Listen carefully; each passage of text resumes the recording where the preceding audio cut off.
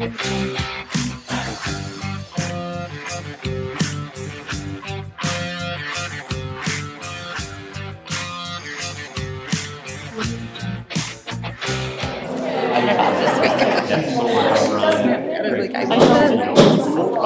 I'd like to call this meeting to order October 15th, 2024 at 6 p.m., the regular board meeting.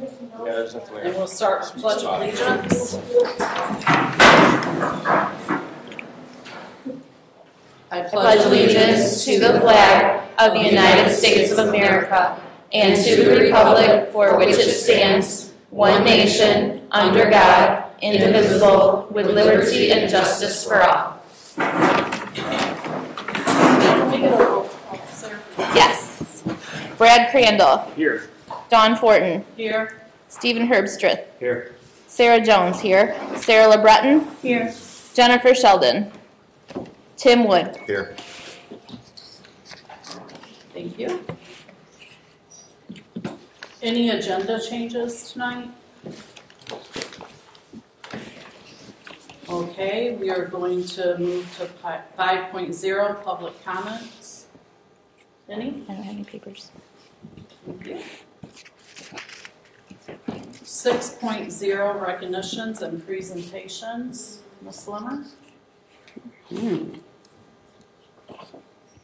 We have a few great recognitions this month. So, as you may recall, we like to recognize our Rotary Student of the Month here as well. Each month, our staff make recommendations about students that are demonstrating educational excellence, and those students attend a lunch at the monthly Rotary meeting, either with myself or with a building principal and a teacher that has had a great impact on them over their educational career. This month in September, the Student of the Month that was recognized was Kira Boudreau. Did Kira make it tonight? She didn't make it tonight. We'll make sure she gets hers. We also like to make sure that we recognize our Student Athletes of the Month. And this month, our female student athlete is a cross-country rock star, Peyton Rhodes. Peyton, come on up. Congratulations. I got to see you run at the All-City meet, and you've got a great pace. I don't think I would stand a chance at keeping up with you. What is your mile? Like, do you run, what type of mile do you run? I want to say, well, for cross country, like my best is probably 6:14. Wow. Yeah, I'm twice. I'm going to go 12-minute miles. So congratulations on that and keep up the good work. That's awesome. Our male student of the month is Dre Bailey, and he couldn't make it tonight either.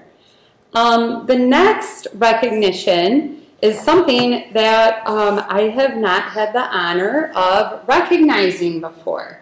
But I learned something really cool in talking with Mrs. Hill, asking about, how could we identify some of our elementary students that have done some outstanding things. And she pointed out to me that we have a published author in Dunlap Elementary, and her name is Madison Sanford. Madison, would you like to come up? Congratulations. This is for you. Thank you. And so Madison wrote this book last year in Miss Beckler's classroom. Miss Beckler, do you mind standing up? And Madison's here with her parents, and we just think it's really exciting that you wrote, I got to read your story today, and you have incredible voice in this story and perspective in terms of the characters of this book, and it's just so exciting to see how hard you worked on this to get to this finished product, and we're excited to be able to showcase that. So we're really proud of you. Congratulations. Can she come back up for a picture? Her dad was trying to take a picture. Oh, yes, yes, yes. Sorry, so sorry. Thank you. She also did her own research on how to get a book published on her own. Yeah, that's Awesome. Congratulations. I can't wait to hear about what your next book is going to be about. So that's awesome. Next, we're going to be recognizing some of our staff both this month and next month. As you know, we have been on a journey of really making sure that we have clarity around our curriculum and what our essential learning outcomes are that we teach our students, and also making sure that our curriculum is not only horizontally aligned across a grade level, but vertically aligned K-12.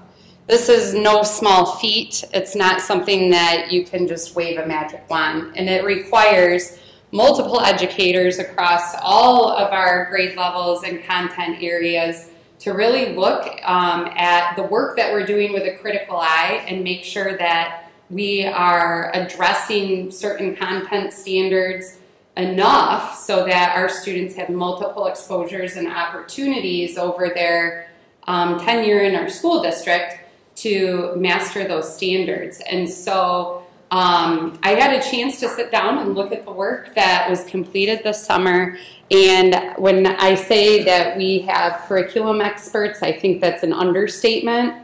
I'm so proud and impressed with the work and the collaboration that took place to get us to the point that we're at now, K-7, with the documents that we have for teachers to follow to make sure that they're able to follow a cohesive curriculum. And one of those teachers is here tonight, and that's Heather Kelly.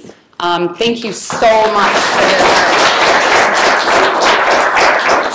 Heather's got school-age kids, and you know, summer's the peak time to do all those things, and so we really appreciate everything you did to keep us moving forward. So thank you so much for that.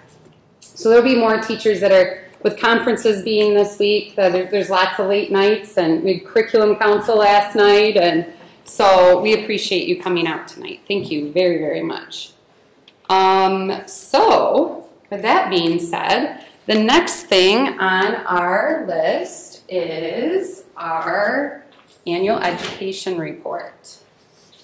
You have this presentation linked in your board packet as well. So I apologize if the look is not as large as you would prefer. This presentation was created by Calhoun ISD, and they're experts in their instructional center. Oop, I hit something.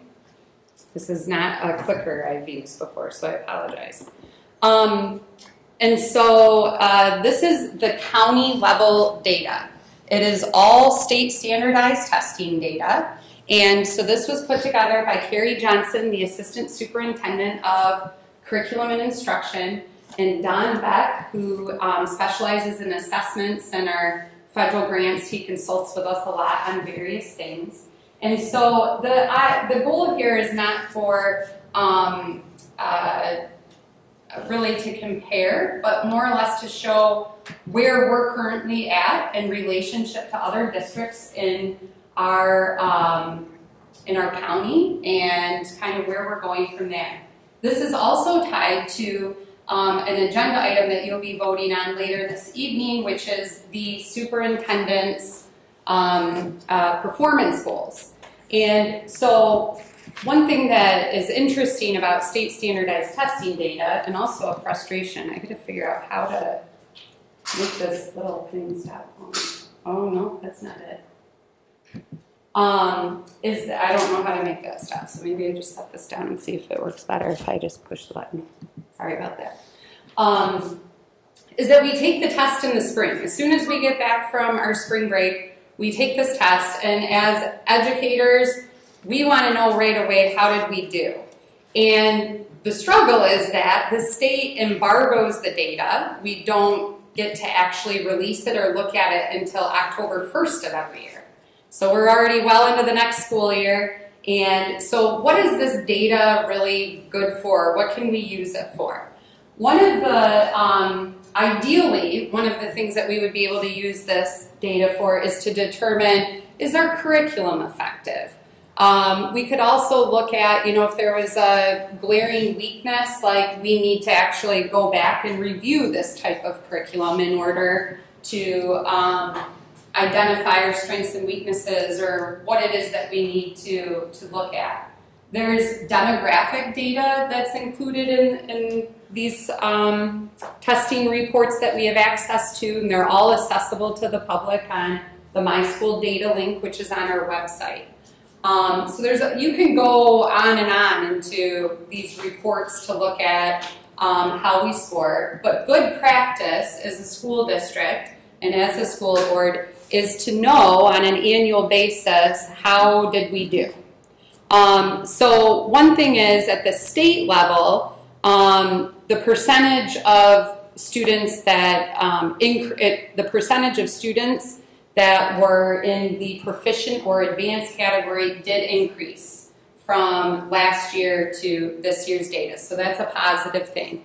Now there's still some areas that as a state, things decreased. And so we also know that there's going to be areas that we have to work on.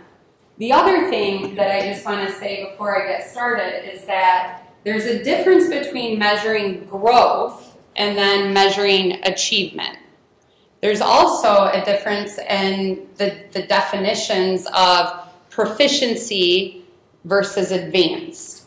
And these things these terms don't really equate to other standardized assessment tools that we use. And so that's something that's definitely being discussed at the state level is what is the utility or the usefulness of MSTEP, SAT, and PSAT for measuring the things that we are all concerned with. And for all of us as educators, a big chunk of our evaluations are based on how we do on these things.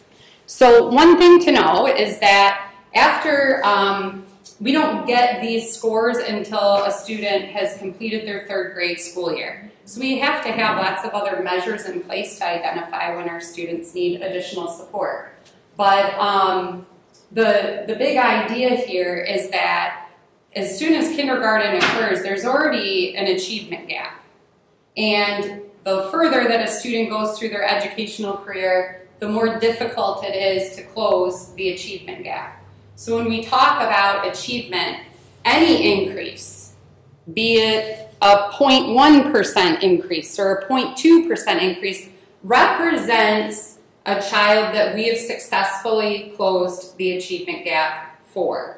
And that's something that is very difficult to do because we know that we have diverse learners that all have different needs, and you can't really just put a kid, and say that everybody is going to be a certain way. We know that kids learn at all different rates.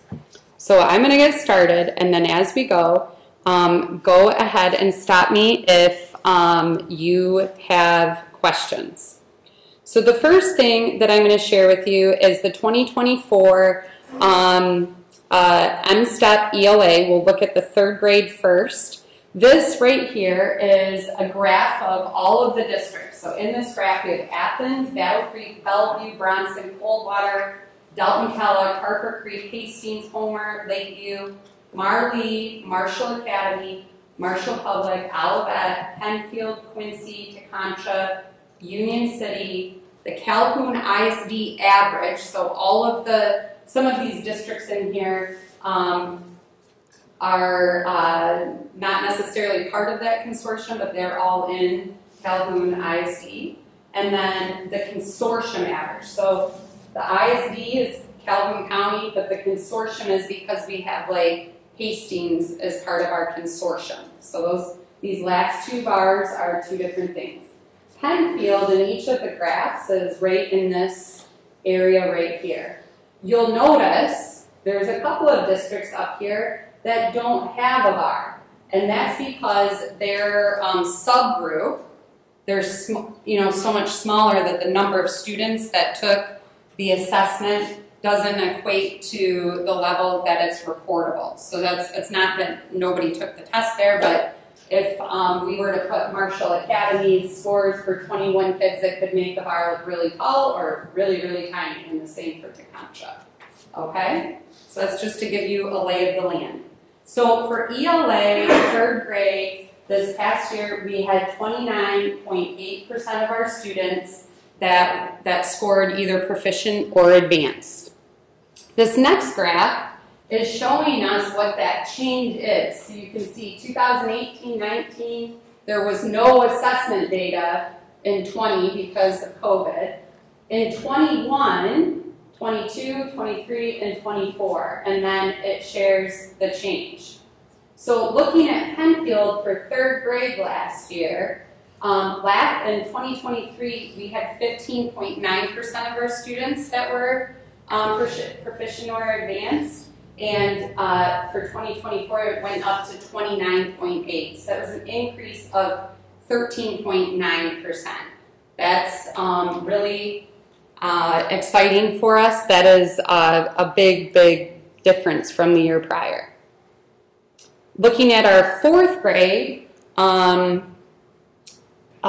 we went down 13%. So in 23, 38.1% were proficient in advanced, and that decreased to 25% for this year. Looking at our fifth grade, we had a slight increase there. We were 30.4% in 2023, up to 31.7% in 2024, with a 1.3% change there. And looking at sixth grade, we had a slight decline of 31.4% down to 24.3%, and that was a 7.1% decrease. Looking at our seventh grade ELA, we had a 25.5% that increased to 38.7%, which was a 13.2% increase in our ELA scores. Looking at our eighth grade PSAT, so once they get to eighth grade, they don't take the MSTEP ELA, they take the PSAT, and that's to help give parents an idea of how their child would do on the SAT. And this EVRW stands for Evidence-Based Reading and Writing. It's a specific exercise that is important that our students, it measures their ability to read and to reason and provide analysis. And so pretty critical skills for future success. So you can see Pennfield here is at 54.6% of our students were in the proficient or advanced range on the PSAT. And that's not really how it's measured necessarily, but if we're speaking in the same terms as our MSTEP language, that's the percentage of students that passed. And so when we look at that, our total last year was 54.5, and we went up to 54.6, which is a 0.1% increase. Looking at our 11th grade SAT, so after that 8th grade test, then in 11th grade, our students have to take the SAT, and that is a score that for a minute, colleges were not really taking into consideration after COVID for admissions, and there was a rude awakening last year because it's back to being a primary factor and criteria for students to be able to move on for their studies.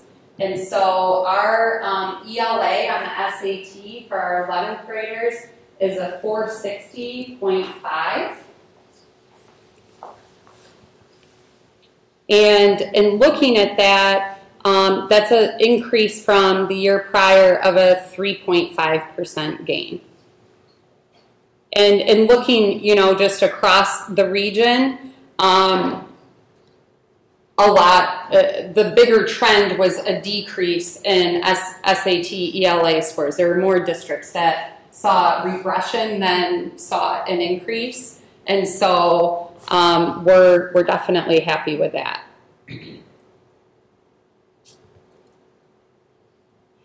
Oh, what did I went the wrong way? Sorry. So in terms of looking at the trend, this is hard to see. Let's see if I can make this work. So here's Pennfield's trend right here. So the blue is 2019 all the way to 24. You can see that there are, you know, variations in that trend data of, you know, small declines, and it looks like the start of an incline. And so I think that one of the things that we have to be particularly sensitive to, knowing that this is back to being a really important piece of college admissions, is making sure that students know, parents know, and that we're providing lots of opportunities for students to practice that method of reading and writing about the text that they're encountering in different content areas. Because for this exercise, it's not typically like you get a piece of literature that you have to do this sort of writing about. It's usually a piece of nonfiction text that's out of science or social studies. So in terms of looking at the SAT data there and ELA, so there's the evidence-based reading and writing exercise, but then there's also a component of the SAT that's focused on ELA. Our students at the high school had an increase from 457 up to 460.5, which again was a 3.5%. I'm going backwards, sorry. Help me. Okay, so looking at our mathematics, again, this presentation is set up similar. One of the things that I think is a big reflection on the mathematics is that there was an overall increase in these scores, but you'll notice one thing in general about the bars is that across the board they're lower than ELA, the ELA graphs look to you. So again, looking at our third grade, we had a very tiny decrease. We went from 24.7 down to 24.2, so a negative 0.5. Looking at our fourth grade, we had 22.4% that were advanced or proficient, which was a decline from 2023. Looking at fifth grade, we went from 10.7% in 2023. Only 10.7% of our students were proficient or advanced, and we increased to 16.5, so 5.8% increase. And then in sixth grade, we saw a decrease of 7.4%. And looking at our seventh grade trend, we had an increase of 12.5%. And looking at the PSAT, we had a decrease of 4.4%. Looking at our SAT math, we had a decline of 2.8%. And you'll see that there were only 3 districts that saw an increase. And 2 of those districts that saw an increase were very, very small. So remember again that if you have 20 students, those percentages for improvement look much larger than with our set of data. Looking at social studies, I think that again, so you can see this is us right here. This is an area that I think we're going to have to start really getting into. So the blue is our 5th grade achievement, the red is our 8th grade, and the yellow is our 11th grade. To me, my thought is that there is some sort of discrepancy between what is being assessed and what we are teaching, and I really have not dug deep into social studies to really be able to say what exactly that could mean. So I have to do more work on that. So in 2024, we had 7.9% of our students that were advanced or proficient in the 5th grade social studies assessment. Looking at 8th grade, that number jumped to 17.1%. And looking at 11th grade, we had 28.5%. Looking at our science, we had for our 5th graders 31.7%. And that was an increase of 9.7% from the year prior. And our 8th grade students, 25.7%, which was a slight reduction. And our 11th grade students, 32.1%. The thing about the science is, and something that I want to look deeper into there, is understanding, because we have the Battle Creek Area Math and Science Center kids, my understanding is that the majority of school districts because it comes right here from Battle Creek, that the majority of the school districts are utilizing those. So I want to understand a little bit more about that and get more information about the ISD average and the consortium average of how many of these districts that they're referring to are using the same curriculum in science, because when I looked at that across the board for all of these districts, it would seem to me, if we're all using the same curriculum, that if we're all getting similar types of results, that's a bigger conversation than just a Pennfield conversation. Looking at our SAT composite score, last year we increased our composite score by 0.7, and in terms of looking at our SAT score, I think there's a couple of ways to look at it. How are we scoring, like, compared to our neighbors, but also how are we scoring in comparison to state and national averages? Because when our students leave us and go to apply to post-secondary education, it really has nothing to do with how our neighbors did. It has to do with how they are comparing and competing with students outside of our area to be able to do that. So later on here tonight, one of the business items that you have is to approve performance goals.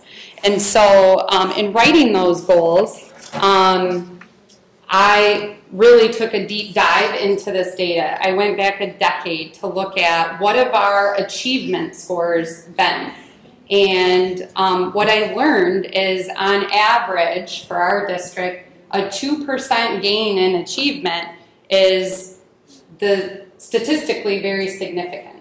And so the goal that I'm aiming for this year is for us to see as a district a 5% increase in our ELA achievement scores. And so when we put numbers on that, that means like really accelerating growth and closing the achievement gap for our students that are in grades 3 through 7 is where we need to really achieve that so that we can actualize that improvement. And that, you know, could sound small to some people, but that would be making history for us here. So I know that our teachers have been working incredibly hard at implementing our reading curriculum and seeking out professional development, getting trained in all the right ways, and seeing those results. It might take more than this year to see that, but I know that from our local standardized assessment data, there's definitely a lot of growth happening. So that's exciting too. Any questions on that? Okay, I saw Nate come in. The next presentation we have is Nate Balderman, and he's here to report our audit report. Welcome, Nate. It's been a year. Yeah.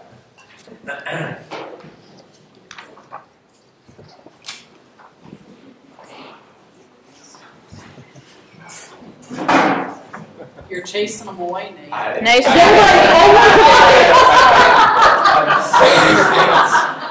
That was great. That was great. Yes. Thanks so much for coming out.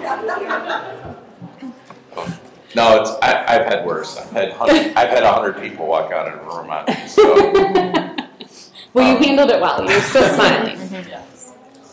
Okay. I'm here. Thank you for your time tonight and for getting me right in and working with my schedule.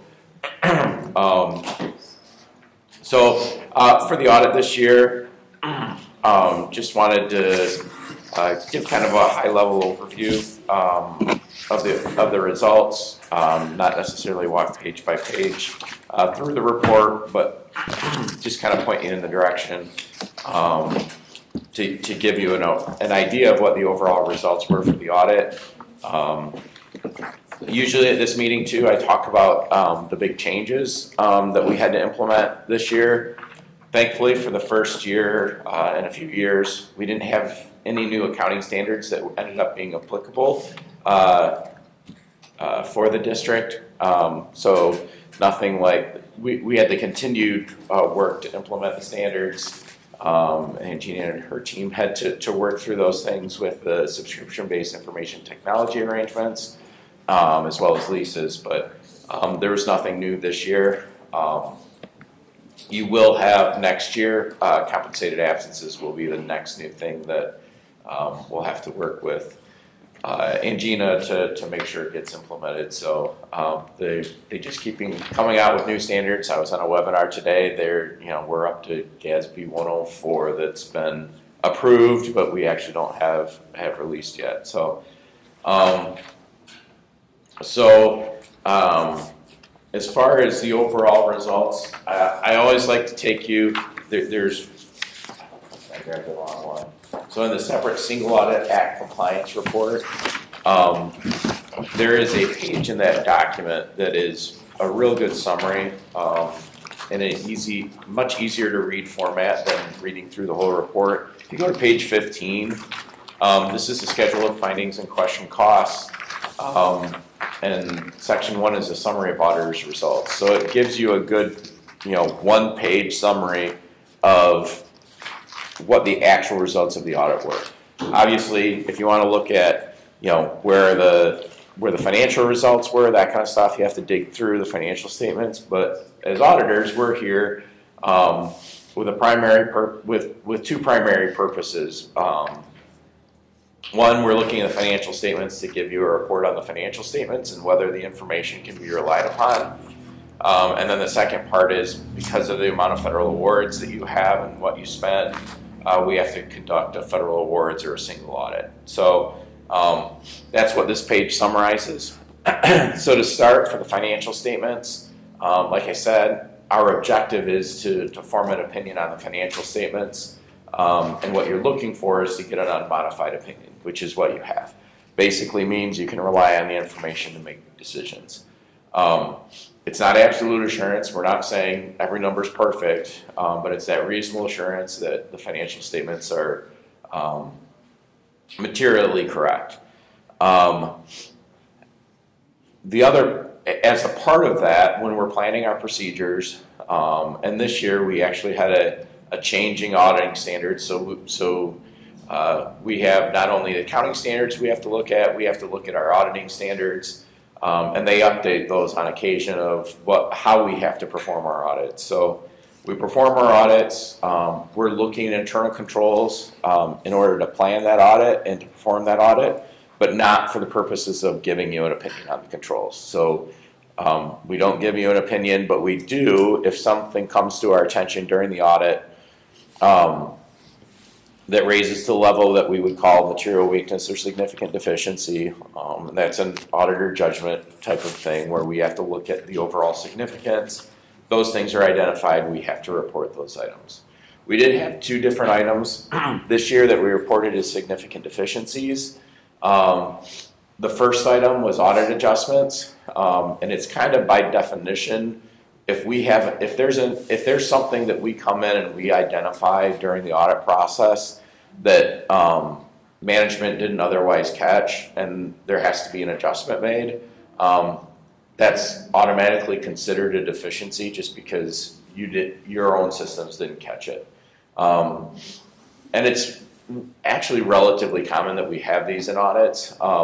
And we look at the significance of the overall item and determine whether it's significant deficiency, material weakness, or sometimes they're so small that don't have to be reported. We did have a couple of items that came up. They're outlined in finding 2024-001. But again, those items were corrected in the current years, or in the financial statements. So the financial statements, we actually had the item posted, but that's what that matter was related to. And then the other item is related to capital assets, and the capital asset schedules that are prepared. Those are used to then produce the numbers that get reported in the financial statements. In the government-wide financial statements, again, that's government-wide only, so those, not your general fund, but that capital asset schedule, in the process of reviewing that, there were some items that needed to be corrected. And really what it comes down to, there's a little bit of it that when you have one person that's preparing it and looking at it once a year, that kind of stuff, there can be those things. We're recommending that there's a review process get put in place, and building out those in such a way, the schedules in such a way so there's some check formulas, that kind of stuff. So again, those items got corrected. The balances that are in your financial statement, we believe, are correct, and all the reconciliations and changes have been made. So again, due to how it interacts with financial statements, that type of thing, we considered it to be a significant deficiency. So then next on page 15, that next section, non-compliance material of the financial statements.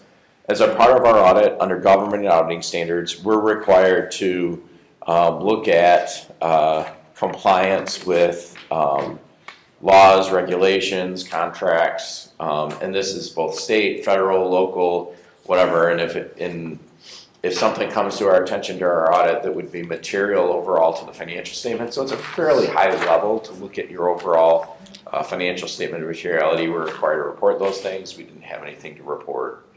The next section down here is on the federal awards. So like I was saying, because you have spend more than $750,000 in federal grants, whether that's passed through the state or the ISD or any other place, or you get it directly from the feds, that has to be a part of your federal awards audit. Those thresholds, just as an FYI, the uniform guidance, changes to uniform guidance got adopted this year, came into effect October 1st, so just a couple of weeks ago.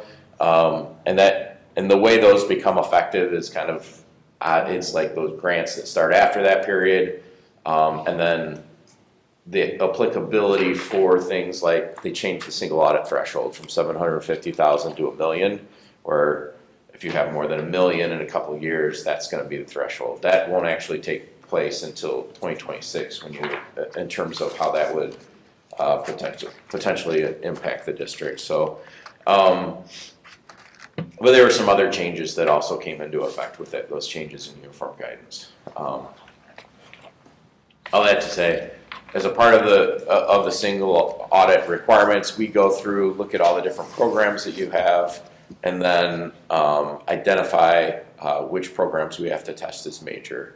As a little bit of a change, the last few years, we've had to be test ESSER. They actually changed whether or not they consider that to be high risk, and also just the level of funding, that kind of stuff. We did not have to test that this year. The only program we tested was the Child Nutrition Cluster, so that's your National School Lunch and school breakfast, those types of programs. We tested that program this year as well, and didn't have any findings. We look at compliance on those areas, so we had an unmodified or a clean opinion on that from the compliance perspective. And we also have to report items related to internal controls if those were to come up, and we didn't have any issues. So the last line on that page is the auditee qualified as a low-risk auditee.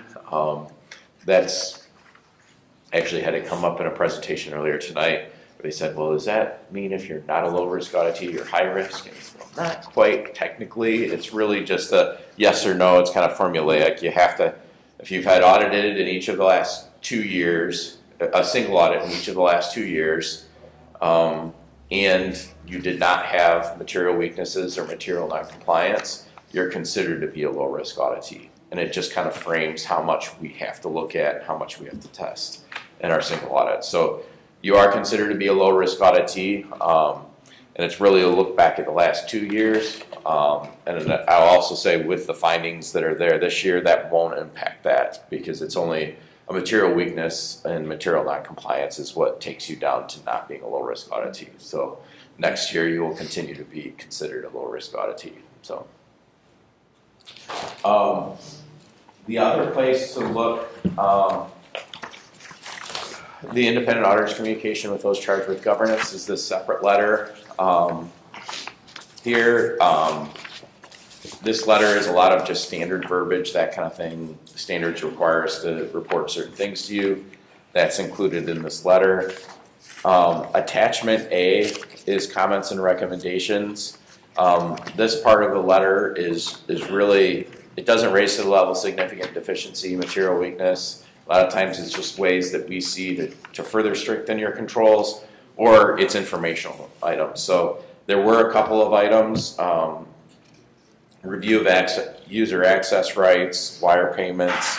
Those are the types of things that our auditing standards changed this year. And so there were different emphasis, different things that we looked at a little bit differently than we may have in the past. And there were some items that came up in some of our questionnaires, that kind of stuff that said, hey, these don't raise to the level of a significant deficiency or material weakness, but they're things that we saw that could really enhance your controls just that much more.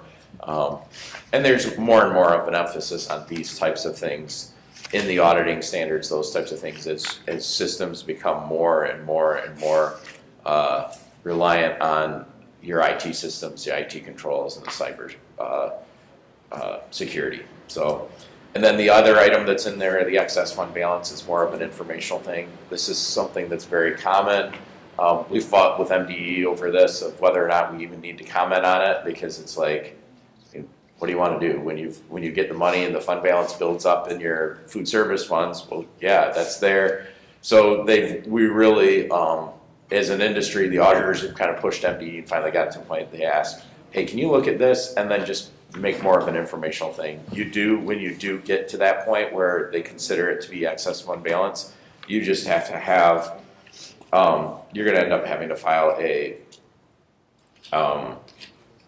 plan, a spending plan with MDE to say how you're going to spend on those funds. So again, just informational. It's not a compliance issue, that kind of stuff. It's just when it gets to that point, you have to have those spending plans. So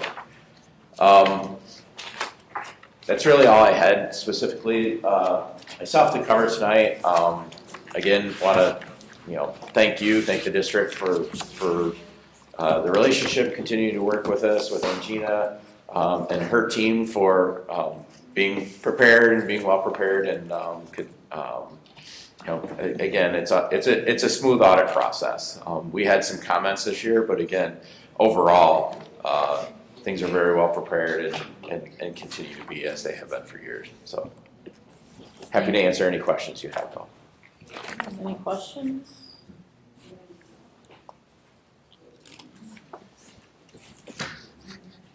All right. Awesome. Well, thank Thank you you. so Thank you. much, and thank you, Angela.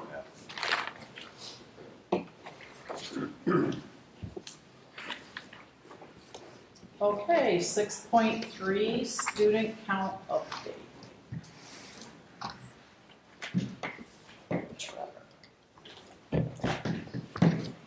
got the attachment on there. It is on there, yeah. Is it? Yes. You still want paper? I love my paper. Okay. I do. I'll take one. Just curious about her. I Anybody else resist the take- screen. Yeah, I do. I can have it. Well, thank you.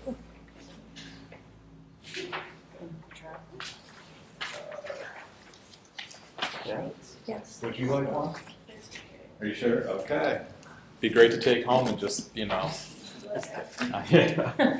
All right, so I just wanted to give a count day update. Count day was actually tomorrow will be 10 school days ago. So we are now ending the 10-day period that students are able to still attend if they miss count day, for us to still be able to count them for a full FTE. What happens is if a student is absent and they're excused on count day, they get 10 school days to return for the school to be able to still claim them for state funding. Actually, that's if they are unexcused. If they're excused, they get 30 calendar days. So it's 10 school days or 30 calendar days if they were actually excused. So those are important numbers for us. Typically, we find that the 10 school days is a little bit more indicative of if we're going to be able to. I mean, every now and then you have an exception of somebody that needs more than 10 days, but the 10 days is pretty good. So I don't have FTE on here for you because we're going to still be calculating that tomorrow. Other things that factor into our FTE would be cooperative agreements with like the Math Science Center. We claim 0.51 for every Math Science Center student, 0.51 funding, and the Math Science Center claims the other 0.49. We have a couple other students who might be doing like a virtual but still attending CACC through us, so we're able to claim a 0.5 for every one of those students. And then for students that are doing like alternative ed or virtual classes, we have to track out every week to show participation through two-way communications. It's a 4-week process. If they are only present for, like let's say we're only able to get participation for 3 of those weeks, we can actually count 0.75 because it's 3/4. So there's different things that factor into that. So next month at this point, I should be able to get you a pretty nice FTE calculation, but when you look at that, you're going to say, hey, why aren't the FTEs as high as the enrollment count? That is why. There's a lot of different things that factor in. Attendance, cooperative agreements, virtual, all those things. So what I want to give you a little bit of an idea of is just how we're looking per building. This is head count only, and this is enrollment as of count day. So again, that's subject to a little bit of change with the final FTE count. You can see basically what I did is I gave you the last 2 count days, which is October 2023, February 2024 was our spring count, and that brings us to what our enrollment count is October 2024. And then you'll notice on the far right it says middle cities 24-25. I'm just going to go ahead and advocate for this because we did a 5-year study as part of the bond proposal. 5-year enrollment study basically projected out what our enrollment would be for the next 5 years. They had 3 methodologies, thank you.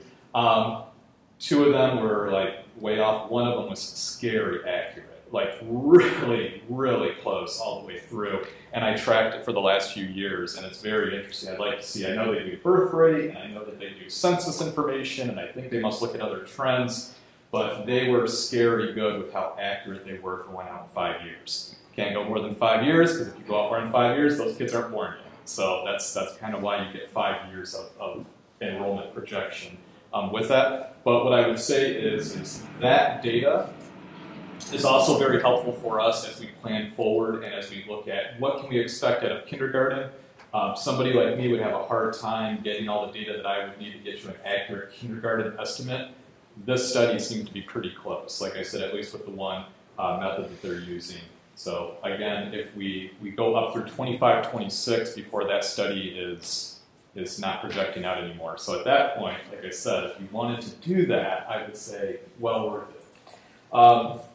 So what we can see is we can see some changes per building. As a district total, we did go down, and you can also see that what I did there at the very bottom where it says difference, that's difference from this count period. So if you're looking at October 2023, we had a loss of 44 students. February 2024, 18 students. This year, of course, that's just what our head count is. If you look at the middle cities study, we're actually up 10 students from where they predicted we would be.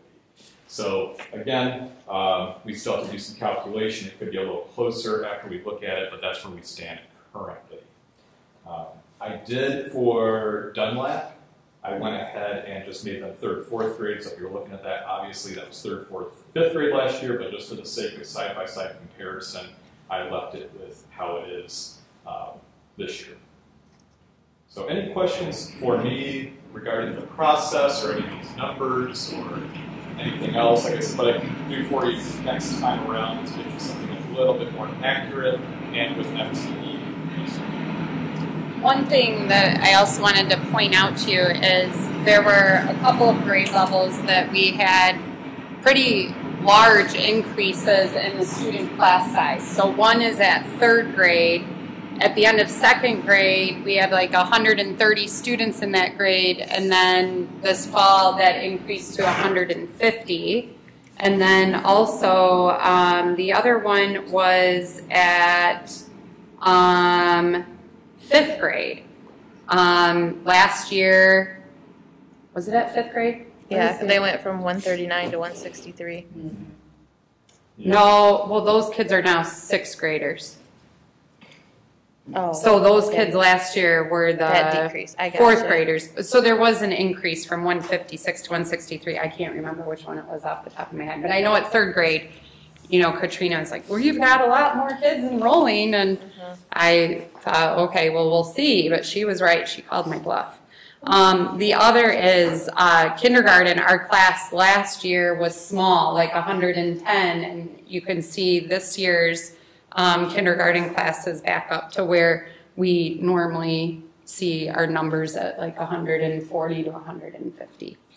Yeah, I was looking at kindergarten class from year to year, and it does seem like we have kind of this year on, year off type theme, which is fun and interesting. But yeah, I mean, pretty good size difference, anywhere from like 120 to 170 in the past, 10 years. And then in more recent years, we've been around that 130, 140 with a little bit of dip that Stephanie was talking about. So again, like I said, without a study like this, or at least having that information at your fingertips, it makes it really difficult to do a kindergarten estimate, which when you're making a budget like Angina has to do every year, it's a little bit of guesswork. So like I said, this comes in very handy. Thanks, Trevor. Thank you so much.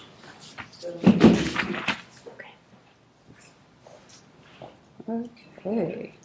7.0, communications. The part that we've been waiting for. Our student board rep is Taylor Lowe.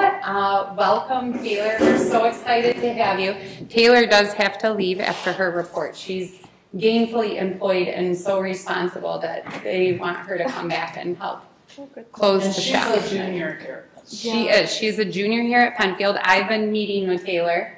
She has lots of fantastic ideas we're going to work together on problem solving around. So, I'm Taylor. I'm a junior, and I attend KCC and Pennfield High School. I plan to catch you guys up on things that you might miss or anything. So last week we had homecoming week. And we had a lot of fun things that happened with Powder Puff football, which was seniors against juniors. And then we had a pep rally on Friday. And then we had a parade before the football game on Friday. And then we had a football game. We had dress up days on the on homecoming. And some of them were on Monday. We had Adam Sandler Day. Tuesday we had Dress As Your Type Day. Wednesday we had barbecue dad versus soccer mom. And then on Thursday we had anything but a backpack day. And then on Friday, like we always do, we have green and white day. The juniors lost really bad on Powder Puff. It was 26-0. And then this week we have conferences from October 15th through the 16th. Conferences on the 15th already ended, but it was from 3 to 6. And then on the 16th we have conferences from noon to 6. Our quarter one ends on Friday. We have a varsity football game against Jackson Northwest on Friday also, and then on Saturday we have an all-city tournament at Battle Creek Central. Next week we start quarter 2 on Monday, and yeah. Thank you guys for your time, and you guys have a nice day. Thank you so much.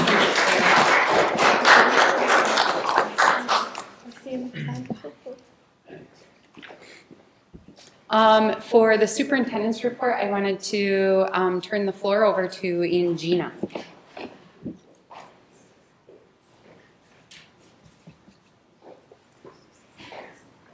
Thank you. I just wanted to address after reading the audit report, and most of you probably know I take it very seriously, probably the most serious, and I don't like finding whether there's significant deficiencies or not. That's not my style, and they really bug me, and everybody that's in our office will know that it's just a thing. I hate them. She can't let it go. No, I can't let it go. So I just want to address, and you'll see in the audit report, there is a section in there where I have addressed these already. It's actually printed in here, but I just wanted to take some time to go ahead and explain what those were and kind of just the background of what happened there. The first one where it talks about the audit adjustment, and that one I truly can say was a complete miss on my part. There's a lot of different people doing different things, paying bills, doing receipts. So this happened to be an invoice that came through that had a ship date of late June. So anything that happens before June 30th gets posted in 23-24. Anything after, and it's not by invoice date, it's actually physically putting in the ground on the district grounds. So there's that fine line, right, between,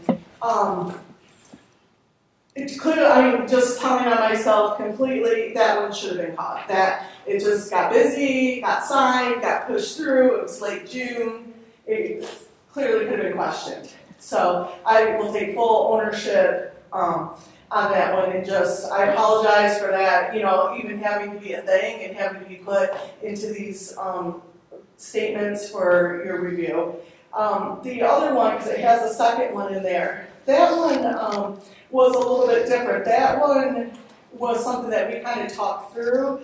It was about something that we had purchased a 5-year agreement on earlier in the year, and they had me move how that's accounted for. So that one was, kind of talking through, coming to agreement. That one clearly wasn't just like, oops, I really just missed that. But after talking through, we moved some of that to a prepaid expense. We realized some for 23-24, some sit on prepaid, and we'll realize some for 24-25. So with that one. The other one, the finding for the capital assets. So this one, I take full ownership of all of them, but this one, just with the bond, and the bond is new, and all the bond work is coming in, and they're going on here. They go into what's called construction in progress. So it's like a CIP, that's how they get done. So we have CIP from 22-23, we have CIP from 23-24, from 24-25. So when doing that, these projects are running over the course of multiple years, so I'm reporting that. So when I went ahead and did that, the part that was recorded in 22-23, when I went to 23-24, and this is my first bond that I've ever accounted for in here, I combined it. Well, that wasn't, because I was thinking construction progress. It's, it's still construction. Anyways, long story short, without getting into all the weeds and all the details, that's not how you account for it.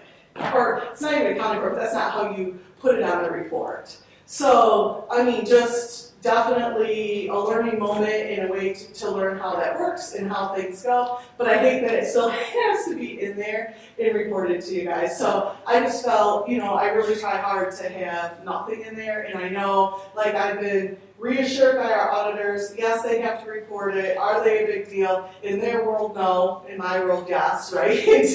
to other people, but I kind of wanted just to give that little bit of explanation to why those are in there, and I really do strive to not have anything This is like my event. Like this is like my whole thing. Well, and Gina, also keep in mind though, you are the only employee in a public school.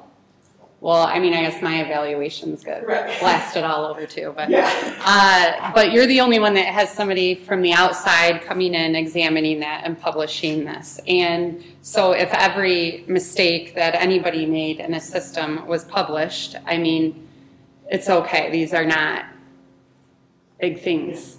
So I Things come in on 4th of July that were supposed to be here on the 18th of June, and it happens, and exactly. we learn. So I just wanted to give that a little bit of information for you guys so that you would just understand kind of where I was coming from on that. But I appreciate the support and, you know, in reviewing that and just taking the time to listen to me for a few minutes to defend myself, I guess, in that situation. So thank you. You're completely appreciated. And Gina, you are fabulous, and we appreciate you very, very much.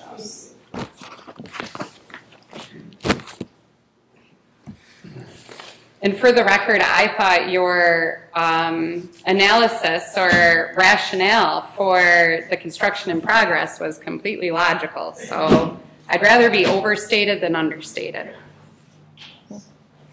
Okay, 8.0 consent agenda. Approval of agenda, approval 8.1, approval of agenda. 8.2, approval of minutes. 8.3, approval of check registers. 8.4, approval of electronic funds transfer. 8.5, approve finance expenditure report. 8.6, communications to the board. Okay. Can I get a motion for? Motion to approve consent agenda. Second. All those in favor say aye. Aye. Opposed say nay. Motion passes. 10.0. Superintendent Lemmer is recommending that the Board of Education approve the IRS Section 127 plan agreement regarding grants under the state school aid, which is included in your board packet. Approval of this plan will allow the district to reimburse staff who are benefiting from the 27K categorical funds, which provide up to $200 per month for student loan reimbursement.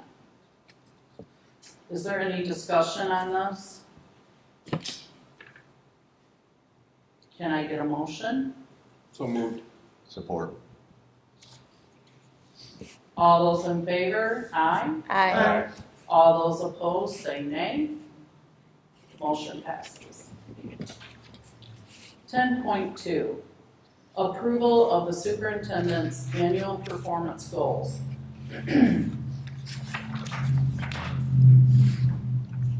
And those goals are attached in board docs.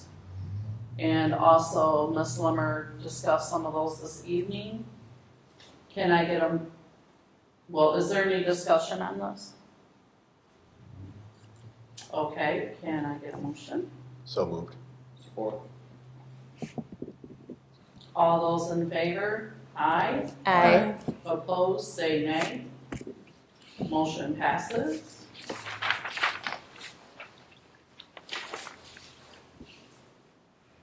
10.3, approval of September bond bills. It is the recommendation of the Director of Finance and Operations and the Superintendent that the Board approve the bond bills for the month of September for Triangle and King Scott. Motion to approve. Support. All those in favor say aye. Aye. Opposed, say nay. Motion passed. 10.4, approval of the international travel to Scotland and Ireland for the summer of 2026. Superintendent Lemmer and the high school principal, Mr. Wilson, are recommending the Board of Education approve international travel to Scotland and Ireland for the summer of 2026. The overview of the proposed trip is included in your board packet. Any discussion? Sounds like a fun trip. I know I want to go. Okay, can I get a motion? Support. All those in favor say aye. Aye. Opposed, say nay. Motion passes. 11.0, board comments. I'd like to welcome Taylor to the team. Look forward to working with her.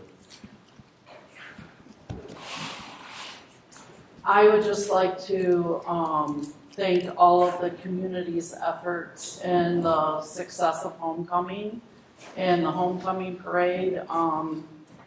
It takes just so much work from so many people, staff and students, parents, community members, volunteering, to have something that's successful and exciting, and I just appreciate everyone that took part in that. Any other comments? And also just be thinking of our teachers this week with conferences and staff, administration, the late nights that they have, and we hope we get good turnout for those in supporting our students. So with that being said, I will adjourn at 7:06 p.m.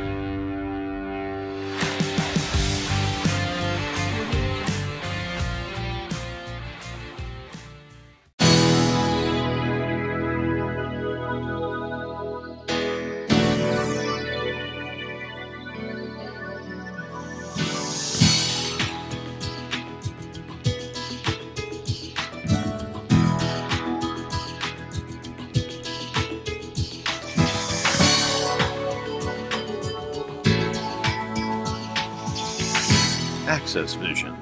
Your voice, your community.